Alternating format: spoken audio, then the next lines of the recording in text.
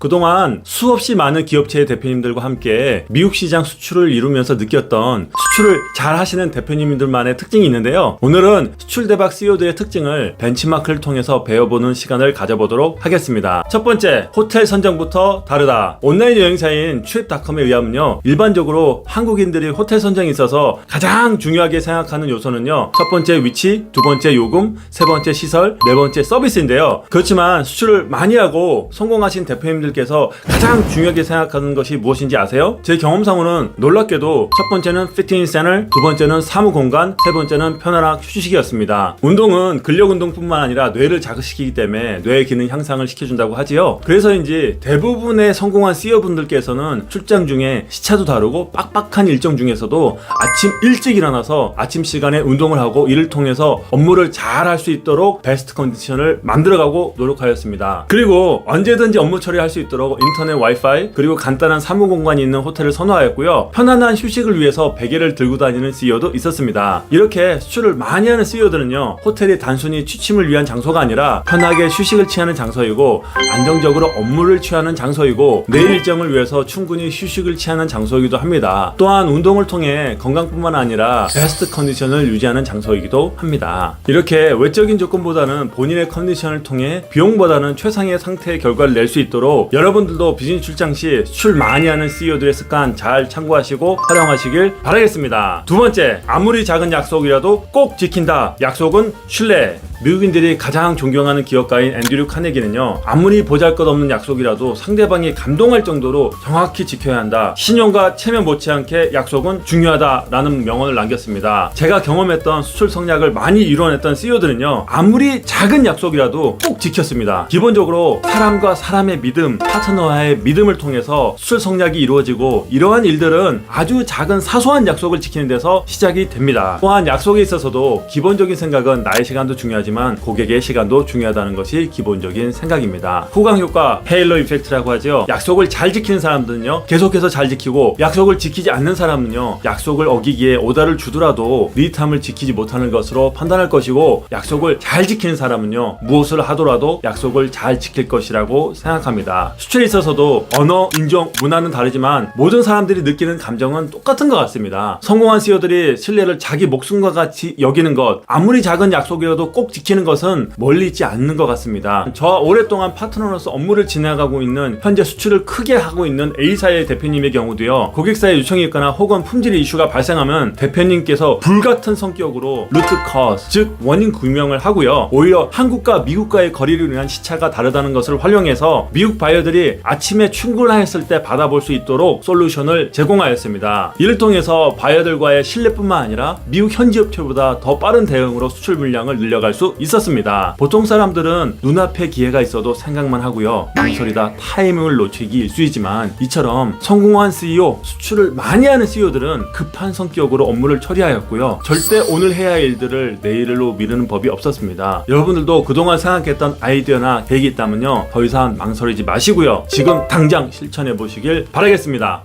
수출 대박 CEO의 특징 배우기 2탄으로 잘 되면 남 탓, 안 되면 내 탓, 실수는 전화위복의 기회. 사람이 비즈니스 하다 보면요, 항상 계획대로 잘 될 때도 있지만요, 가끔은 본의 아니게 사이든 타이든 실수를 할 때가 있습니다. 특히 수출을 하다 보면요, 납기일, 즉 리타임 이슈가 발생할 때도 있고요, 제품의 품질 이슈가 발생할 때도 있고요, 대금 지급 이슈, 원자재 수급 이슈 등 고객들과 약속한 부분에 있어서 약속을 지키지 못해 이슈가 발생할 때가 있는데요, 보통 많은 대표님들께서 잘 되면 내 탓, 안 되면 남 탓, 즉 좋은 일에는 앞장서시고요, 이슈가 발생하면 뒷전에 서서 업무를 처리하시는 경향이 있는데요, 마이크로소프트사의 빌 게이츠 회장은요, 성공은 축하받을 수 있으니 괜찮다, 그러나 실패를 통해 교육을 얻는 것이 더욱 중요하다라고 말을 하였습니다. 또한 실수를 받아들이는 열린 마음은 앞으로 나갈 수 있는 중요한 원동력이 된다라고 이야기를 하였습니다. 제가 경험한 수출 많이 하시는 대표님들도요, 문제나 이슈가 발생했을 때 오히려 회피하거나 숨기보다는요, 문제 또는 이슈 사항에 대해서 전면에 서서 직접 사과 피한다거나 미진한 부분을 깨끗하게 인정하고 사항을 명확하게 설명함으로써 누가 책임을 져야 하냐라는 책임 유무의 이슈보다는 솔루션, 즉 해결책에 집중하고 끝까지 책임감 있는 행동을 보여줌으로써 오히려 더욱 신뢰를 형성해 나가며 믿을 수 있는 파트너로 각인을 시키며 위기를 레버리지 삼아 오히려 더 수출 증대의 기회로 만들어 나갔습니다. 두 번째, 신속한 결정과 실행. 성장하는 회사 그리고 현명한 리더는요, 좋은 결정을 내립니다. 하지만 결정의 질보다 중요한 것은 속도입니다. 아무리 좋은 결정도 시기를 놓치면 아무 소용이 없습니다. 그래서 그런지 최근 많은 경영자들은요, 스피드 경영의 중요성을 강조하고 있습니다. 제가 경험했던 수출을 많이 하시는 대표님의 경우도 경쟁보다 먼저 신속한 의사결정과 실행 능력을 통해서 제품과 서비스를 제공하고 경쟁 우위를 확보하고 경쟁을 통한 고객 가치를 제공함으로써 조직의 지속적인 성장 및 수출을 가능하게 하였으며, 신속한 의사결정을 통해서 새로운 시장 확보의 기회를 경쟁자보다 한 발 앞서 포착할 수 있도록 노력하였고요. 시장의 리더가 될 수 있도록 가능성을 높여가고 있었습니다. 반면에 수출을 희망하지만 수출을 못하는 업체의 대표님의 경우는요, 수출의 기회가 있지만 제품의 견적, 가격 조건, 선적 조건, 배불 지급 조건 등에 대해서 이리저리 비교 조사만 하다가 기회를 놓치는 경우가 많이 있었던 것 같습니다. 두 번째, 항상 메모를 한다. 메모는 경쟁력. 하루를 장악하려 하는가? 메모를 하여라 라는 말이 있습니다. 메모는 아무리 작고 하찮은 것이라고 하여도 어떻게 활용하에 따라서 시간관리, 일정관리, 중요도 및 우선순위 관리 등을 통해서 복잡한 하루 및 생각의 정리를 통해서 창의적이고 위대한 발전의 기초를 마련할 수 있는데요. 중소기업 중앙회가 200개의 중소기업 이사장을 대상으로 경영철학 조사에 따르면 성공한 습관으로 자기관리형이 50%를 차지해 가장 많았는데요. 자기관리형은 이른 기상과 규칙적인 생활, 메모 습관 등이 자기 성공으로 이끈 것이라고 하는데요. 즉 최고의 관리자들은 자기의 성공 습관으로 메모와 시간 관리를 가장 많이 뽑았습니다. 저와 많은 수출을 함께 했던 대표님들의 대부분의 특징은요, 메모광이었습니다. 편하게 식사를 하다가도요, 갑자기 좋은 아이디어가 생각나면 메모를 하셨고요. 자동차 또는 비행기 이동 중에도, 미팅 중에도 때와 장소를 가리지 않고 메모를 하시는 메모광들이었습니다. 그때그때 생각나는 좋은 아이디어뿐 아니라 출장 또는 미팅 시 체크리스트, 현재의 느낌과 감정, 앞으로의 계획, 투두리스트 등에 대해서 중요한 부분을 prioritize, 즉 중요순으로 ABC로 나누어 기록하는 분도 계셨고, 색깔별로 구분하여 급한 일, 중요한 일로 나누어 기록하시는 분도 계셨고, 어떤 분들은 물리적인 한계 극복과 효율성을 위해서 작은 리코더를 들고 다니면서 생각날 때마다 보이스 리코딩을 하시는 분도 계셨습니다. 특히 이슈가 되는 사항은 반드시 기록하여 해결하고, 기쁘고 행복한 순간들에 대해서도 사진 또는 메모를 통해서 좋은 추억으로 간직하여 향후에 만났을 때 어색하지 않고 공감대를 통해서 관계뿐만 아니라 비즈니스를 이어가는 특징들이 있었습니다.